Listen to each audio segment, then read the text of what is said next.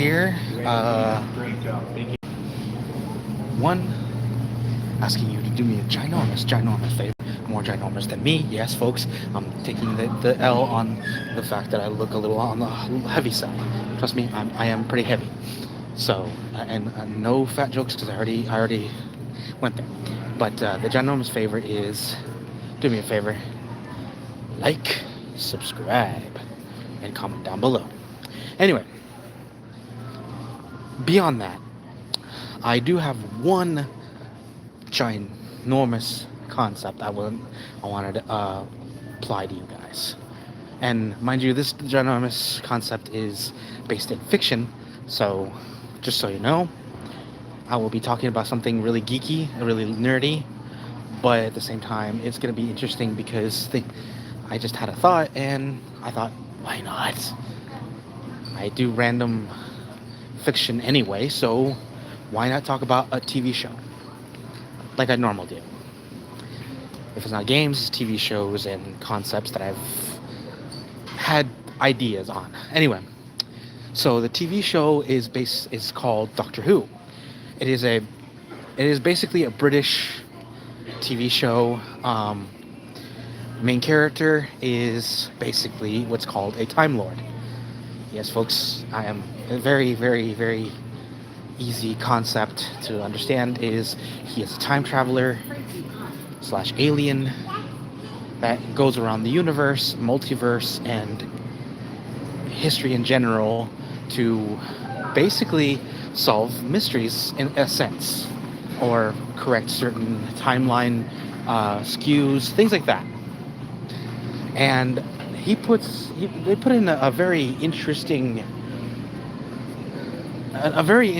logic-based bomb, basically.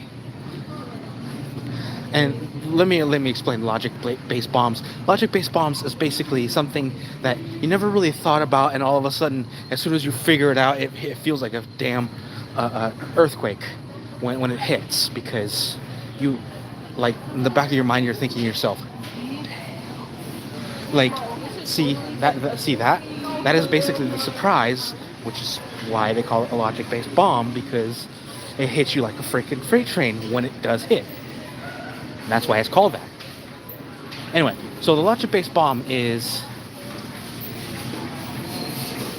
whenever the main character, Doctor Who, or we just call him the Doctor. They don't really call him Doctor Who.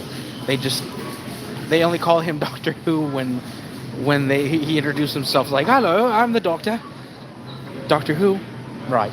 Let's go. And they gloss over it every single time. They never really gave any real explanation to that, because apparently his name wasn't supposed to be known. Holy potato. Funny. I already made a fat joke, so go ahead. I've heard worse, and I probably said worse to myself. So go ahead. By the way, do me a favor, guys. If you haven't already, like and subscribe. Helps the channel, and thank you very much. And if you gotta make a fat joke, please be tasteful, because 10 points if you are able to make me laugh. No, you're good, man. I don't care. It's cool. Like I said, I've heard worse. I've said worse. So again, if you can make me laugh, then we could be friends. Because if somebody, like, actual laugh, not the I hate you kind of laugh, not the ironic kind of laugh, the actual laugh where we can actually build something out of that.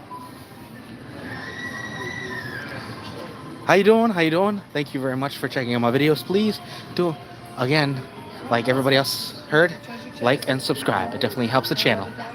Anyway, so I'm talking about Doctor Who. Doctor Who, if you guys have never seen it, is basically on BBC, British. It's basically a British TV show.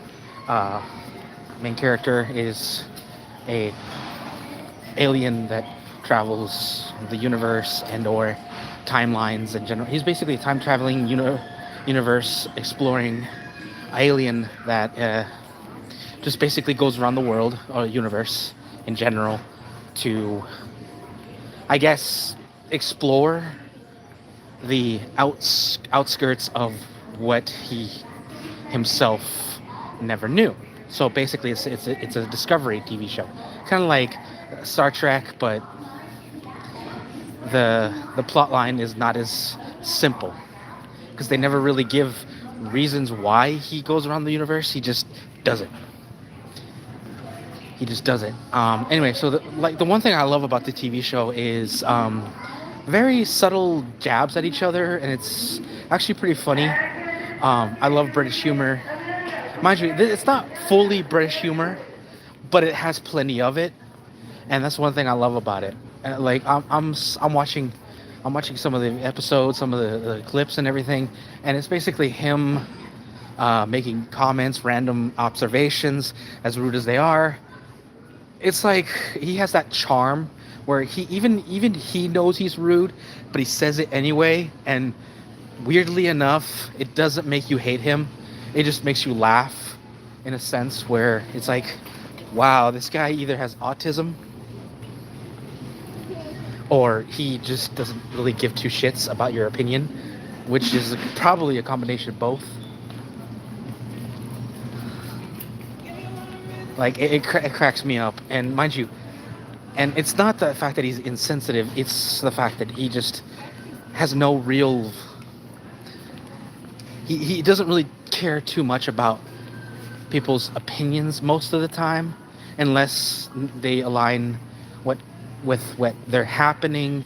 Mind you, I love the TV show in general, so I love the concept of the TV show, and I'm pretty sure has been so many jokes upon it, which is one of the reasons why I love it so much when it becomes its own meme.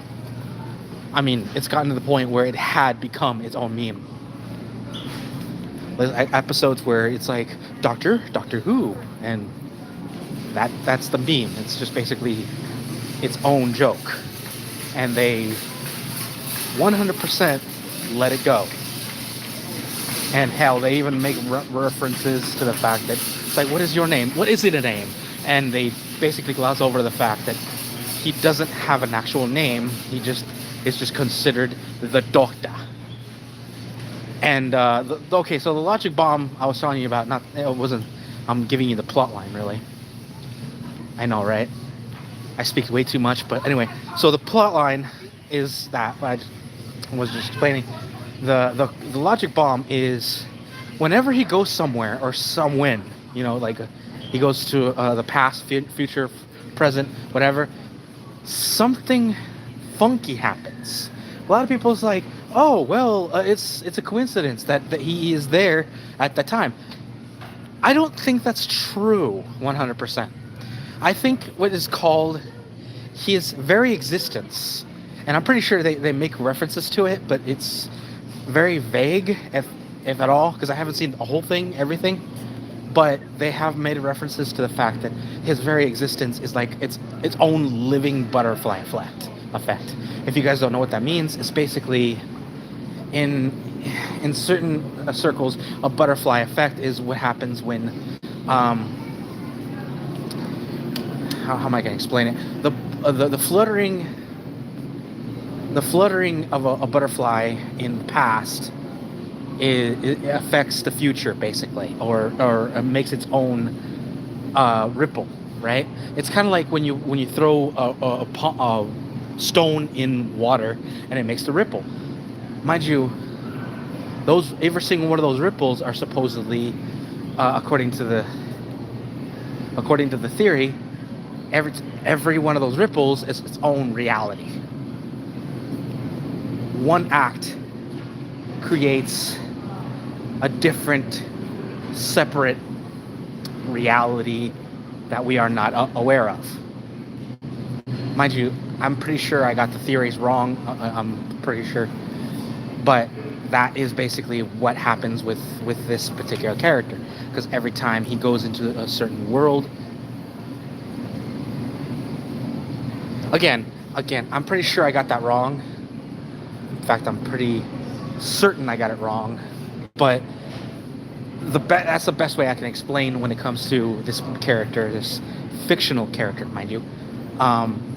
the doctor, every time he enters a reality, timeline, whatever, he creates a ripple effect, and that ripple effect basically creates a kind of chaos that you see in every episode. That's what I'm saying. He acts he inadvertently. He doesn't do it on purpose, because obviously he would rather just walk around London and see what's going on. He doesn't do anything. He'd rather do that in a long time than run around and realize, oh no, a monstrous fiend from across the stars is coming to either eat specific people, or your neighborhood, or the whole world, or cause intergalactic war, something like that. He deals with that crap on a basis on the show that it's making me laugh my ass off, going, this motherfucker has good cardio. But then again, it's hard to have bad cardio when you have two hearts. Yes, folks, I'm making that reference because he's made more than a few references to that. The fact that he is apparently an alien with two hearts. And I'm like, yeah, that makes sense. I'm like, that explains why he doesn't seem to be tired half the time. Because he has a circulation. Like, one heart is about to explode, the other one takes the slack. No, it's not how that works, but the point is, yeah.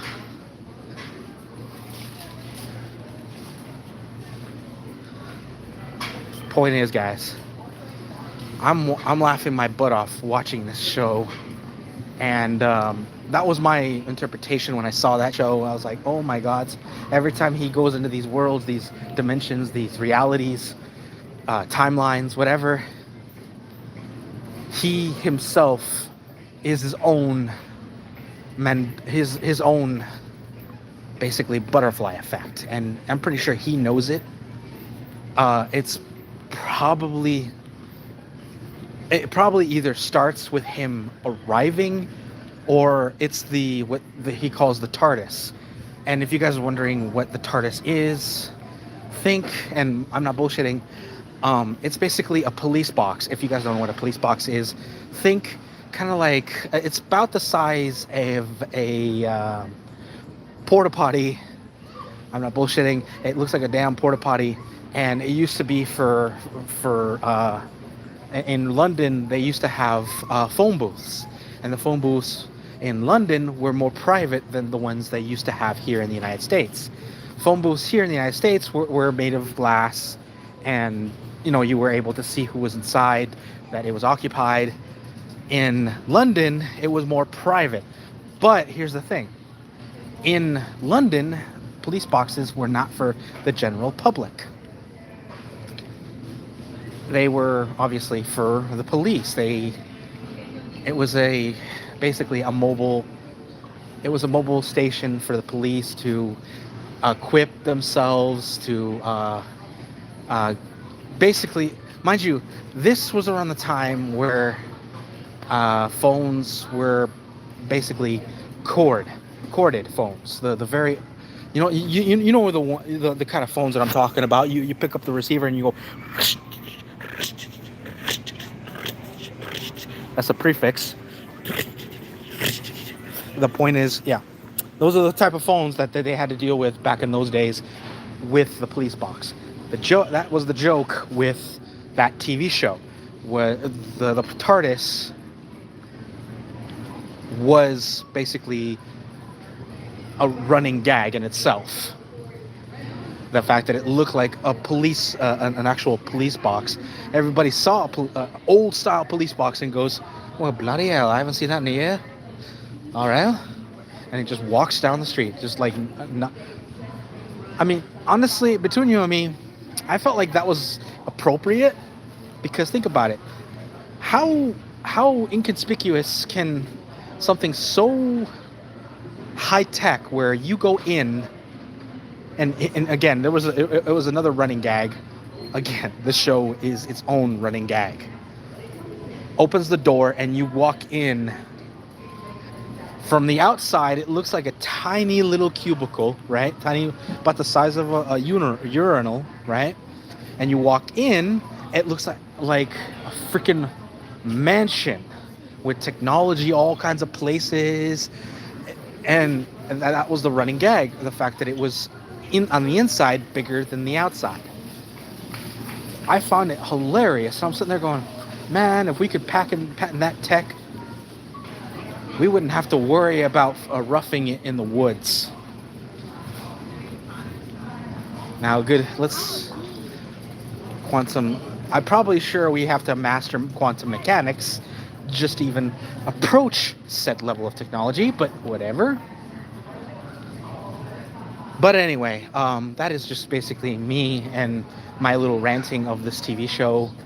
And if I ever see something else of said TV show, or even do an actual game, because I'm actually considering doing a run through of that game, one of my favorite games actually. The only thing I didn't like about it is the fact that it's frustrating on certain levels, but I hope you guys enjoy the video. Please like, subscribe, and I hope you guys enjoy the video. And maybe if you guys want to see more of me doing because I have done a Doctor Who game, I will consider getting it and showing you guys on my channel. So if you guys want to see that, stay tuned, and within the next couple of months, couple of weeks actually, and I will be so considering it.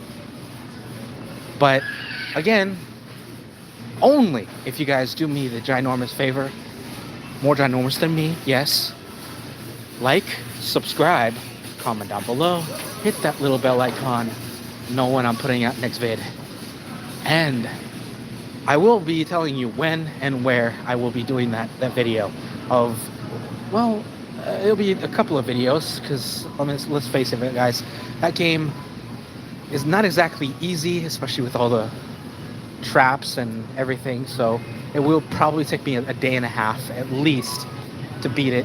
That depends on how long the game is, and I've played it before, so I'd say day and a half sounds about right.